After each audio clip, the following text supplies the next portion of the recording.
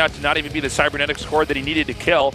He just said there's no units here except for like 2 sentries and 2 immortals. Yeah, like even if, I think if Zest had a few more sentries to help force field the ramp, he could have stayed in the game. Well, also, I think plus there was no cannons. I mean, yeah, there's no cannons. And no, also, yeah. like also, I think he was waiting for those robotics facilities to be built because I assume that he wanted to get those immortals out to help defend. And we saw how much damage those immortals did. They kept him in the game for longer than I thought, actually, but it just wasn't enough. Yeah, I mean, kind of a weird game there from Zest. It's funny because we were all talking, same with the Korean commentators, about how difficult this is going to be for Departure, but he could win. He's not a bad player, but I felt like that wasn't as much of Departure just, you know, playing a perfect game. It was just some very questionable decisions from Zest. He came out, we know the idea behind what he was trying to do. He wanted to actually pull that army back, but I think even if he had not pulled that army back, he still loses that game. Yeah, I don't think having that amount of adepts there would have kept him in the game because adepts aren't really that great against Ravagers. Sure, they're great against Zerglings, but I think in that situation, Departure had that critical mass of Ravagers that he could just like plow through his way to victory. Our next match is going to be GuMiho up against Leenock. Former teammates. That's right.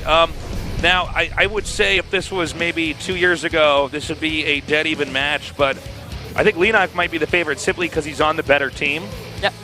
I mean, if you're on a better team, you're playing with better players, you're getting more knowledge, higher chance that your team just has more discipline and better coaching resources. The thing is, though, GuMiho is known for being that really good multitasking Terran to draw the, especially in TVZ, being able to drop medivacks everywhere. And that being said, though, we are on Prion Terraces, so we might see something funky here from both players. Yep, Prion Terraces, where we have the gold base expansion. You get more resources there.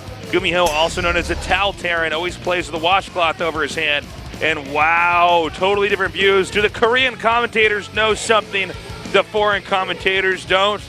I hope not. Let's start game number 2.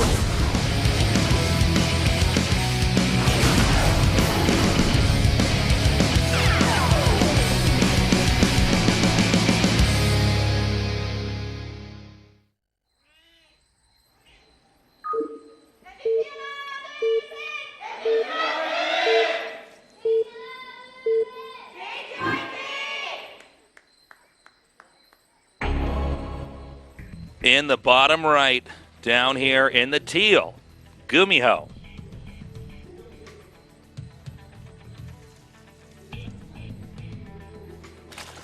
I think that sign saying that on Africa TV, MVP have their own channel, so check that out. Show him some love. Here in the upper left in the red, Leenock, who has grown up a lot since I started casting him about 5 years ago. Yeah, I remember he was a wee kid, and actually... He was a youngin'. If you remember the TSL ladder back in the Brood War days, Idra actually played him a lot on the iCup ladder. Yeah, that's right. Plays of him out there as a semi-pro, so if you're a history buff and you want to check out some old Brood War games of Leenock, go Google those. Whoa, dude. Got barracks over here on the low ground. And Leenock actually... Oh no, he's just scouting for a proxy. I thought he might have tried to take that base there, but... Now, that's what I thought for a second. I'm like, whoa. All right, so GuMiho, this game, we're going to have a very good idea of where this game's going to be after we see this initial attack here from GuMiho. GuMiho wants to put some pressure on, but this means he's not expanding as quickly himself. Yeah, I think GuMiho is playing this map the way that Terrence is supposed to play against Zerg. I think we saw Bravo last week play this match against, I think it was Sue. And he just played it like a straight-up game. And on a map like Prion Terraces, you should not be playing a straight-up game, especially given the fact that you have 2 gold bases, which are pretty easy to take here. And GuMiho here, he has 2 options here. He can keep pressuring with these... Oh, he has the ability to pressure with these 2 barracks and expand behind it. And he's also got that wall, so any Zergling run-bys can't do that much damage. Let's see how much damage he can actually do, though. You know, this is nothing new for... Overlord's gonna get sniped by this Marine. That's not good news there for Leenock, and that's a really nice move there from GuMiho. Yeah, but I think Leenock would still be okay if my understanding's correct with this. He still has his gold base up here. I think you just basically transfer your drones and then just keep that minor lead. At least seeing that, you also know that pressure is going to be headed your way. Yeah. And so I think now what they're going to do, the Marines are just going to try to find that second Overlord. So this is interesting. I thought he might be trying to pressure the hatch with this, but instead, yeah, he just wanted to kill off the initial Overlords. And you notice the Marine just scouting around the map trying to hunt that second Overlord, because if he gets that second Overlord, maybe he can do some more damage. But Leenock here actually adding a couple more Overlords than he would normally, especially when he's taking that gold base as well. He can afford it. Okay, he hasn't quite... Yep, he sees it. Okay, great job here. Second Overlord spotted here. Leenock going to have to buy some time. You basically want to just avoid contact with the Marines and keep the Overlord alive for as long as possible so that you don't have that hiccup in your supply. Yeah, and we actually see here an early evolution chamber from Leenock, so maybe he might go for an early attack or carapace upgrade, or maybe he wants to go for drops. We'll just have to see how this game turns out. Yeah, I mean, I think there's even drops especially. That might be something quite strong to do here. Granted, he doesn't have Overlords immediately outside of his opponent's base. All the Overlords actually have to stay back here and defend. And GuMiho is actually doing a really nice job just applying some pressure with these Marines. With those amount of Marines out, it's going to be hard for Leenock to take his third base, but we're seeing here Speedlings. Okay, now he's going to try to stutter step micro this away, get as many of these Lings to not have the optimal surface area. Now there's more Lings coming. We also have Burrow being upgraded, by the way. Now he sends these Lings to the middle of the map. He wants to intercept these reinforcing Marines, but good job hugging the wall. He actually goes around. Yeah, trying to deny that surface area there in case of us around. And he's making a lot more Lings behind this, man, and he's getting Banelings. I think he wants to do possibly even a Baneling bust there on the entrance. But look at all these Marines here. Managed to sneak to that third base of Leenock, and actually, Leenock has a lot of Speedlings here, but that hatchery is actually kind of a detriment to Leenock's army. He can't do us around here, and also GuMiho using those minerals to help block. Okay, bad angles here, but I think he should be able to have a strong enough surround that these Marines will be taken out. And again, considering he's been pumping Marines that entire game, I think the possibility of a Baneling bust could be pretty effective here. But as we see here, GuMiho doing a nice job getting that tank out, because the tank is pretty much one of the best units you can get in terms of defense. It has the siege mode upgraded already. It does splash damage. And nice splash there from the tank. You know what he might want to do too? He might want to just make Baneling landmines. He might want to just booby trap the map, because Terran may be trying to drop here. That may be effective as well, but if Terran does try to do that big push, he just can't do it quite as well. I love these borrowed Zerglings here. Going to see that GuMiho is going to use that Medivac with that tank to try and do some harassment, but it doesn't seem like Leenock's going to be prepared for this. Well, he's coming up. He's going to know that this is on the way, right? He knows for sure that this is coming for him. And now the nice tank is going to give away his position.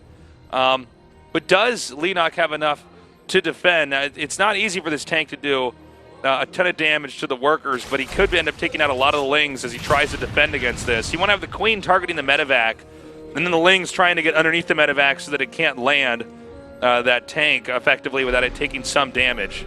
And as we saw in the game reality against Dark and Leralac Crest, this tank medevac combination at the early start of the game is just basically this help stop creep.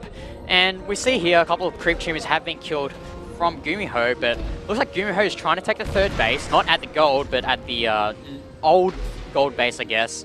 But nicely there, played by Leenock with that Zergling burrowed under. He can't land that, and he has to waste a scan.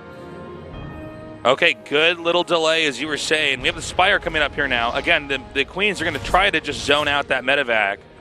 Obviously, if he loses the medevac, the tank surely will be taken out here. And we see, by the way, the scan happening there on the mini-map. Again, hitting that medevac. Well, it manages to scoot away, though. So Liberator is actually out here for GuMiho, and I wonder if he's going to try and do some damage here in the mineral lines, or he's going to snipe these Queens. It looks like he wants to snipe these Queens. Well, he's actually got it out of position now. But he also caught those Queens out of position. This siege tank is going to shell away at those Queens, and actually, no, you should lift that up! Oh! He comes in! Ling's doing a lot of damage to these Marines. Marines. Siege tank, though, doing a lot of damage to those Zerglings, so that could have been a lot worse for him. This is such a weird attack over here. Is he going to get this hatch? This is so weird. I did not expect Liberated tank to be a thing, but oh man, these Liberators just wrecking. Yeah, why not, man? Because they do a lot of damage to those Zerglings, so. Oh, he might be able to still get this Queen with the tank over here. Oh, this is so weird. No, it lives. It lives. But this Liberator lives. Will this tank live? Find out next time on the next episode of Prion Terraces. He actually manages to drive back the Liberators. So the hatch remains. The Mutas are going to come out now. But there's a big push coming up here from GuMiho. Big push. That Medivac's on low HP and he gets sniped out. But looks like here GuMiho wants to do his damage right now. He's happy with the army he has right now. And I don't think Leenock has enough units to defend this. Is this really happening? Is MVP going to start out 2-0 against KT? This was like the unstoppable lineup. It feels like we're in Bizarro World right now. As nice Baneling connects on those Marines is going to mop up the Marine force here. But GuMiho is going to take out this third base. Oh my god, these drones taking so much damage right now. Only 2 of them actually remaining. He's going to have to regroup and attack into this now. You see Leenock just mumbling to himself right now. He knows he's in a difficult position.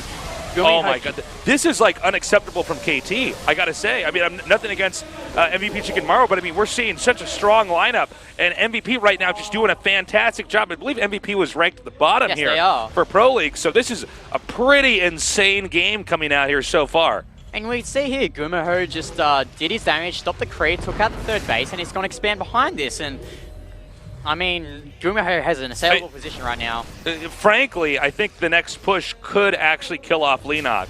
Leenock is down in workers. His muta count isn't big enough that it's like a real threat. If it just goes head-to-head with any Marines, that's going to be it. Now, maybe he can set up this Baneling Mine. Nicely done. That's nice, but I don't think that's enough for him to get back to this game. I mean, his expansion is nearly mined out, considering it is a gold base. And he's working off, like, not that much right now. He's coming forward now. Getting these tanks in siege mode. Simeon coming forward. Did Leenock buy enough time in that Baneling landmine?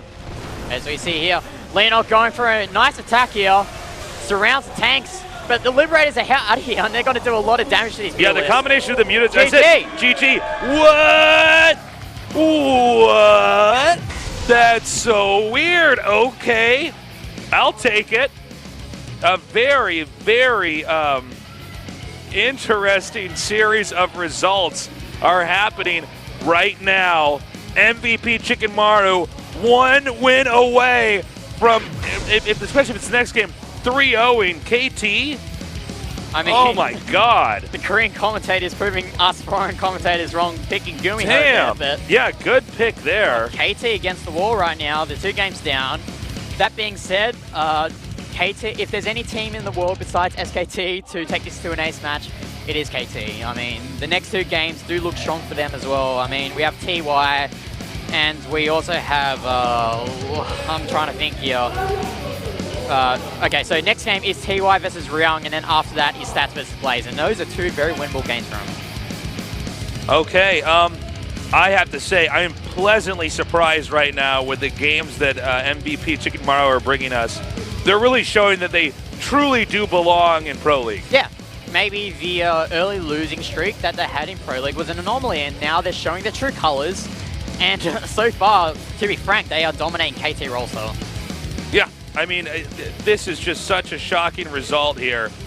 As yeah, let's see what happens, guys. I'm like so stunned right now at the games that we're seeing. We're flabbergasted. I am. I got this big smile on my face as I can't believe how well MVP Chicken Maru is playing. This has to be a very special day for them. The question is, can they win just one more game? If they can't win these next 2, I'd say at least the ace match they should take. Ace match is possible, but I mean, you've got so many good players on KT to do the ace match. That's true too. Okay, we're going to take a short break. When we come back, we continue our match. Stay tuned.